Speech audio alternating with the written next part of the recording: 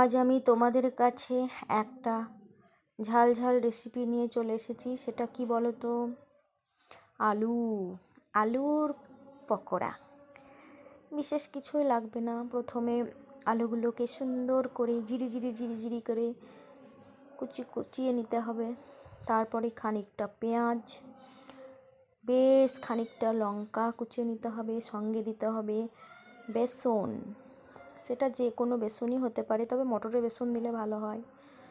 তার সঙ্গে সামান্য লবণ, হলুদ, কাঁচা লঙ্কা, পেঁয়াজ সবগুলোকে একসাথে চটকে পটকে এতটাই কি বলবো, এতটাই চটকাতে হবে, চটকাতে যেন ওদের গা থেকে জল বেরিয়ে আসে। জল দিলে চলবে না। সুন্দর করে চটকাতে মাখানোর পরে ছোট ছোট করে বল বানিয়ে নিতে হবে।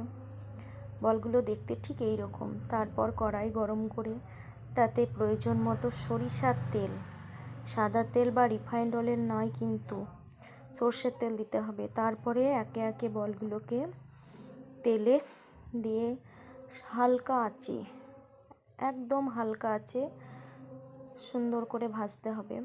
ভাজা হয়ে গেলে সুন্দর একটা কালার চলে আসবে, সোনালি যাকে বলে। সোনালি রং চলে আসলেই তৈরি হয়ে যাবে চটপটি ঝাল ঝাল আলুর পকোড়া।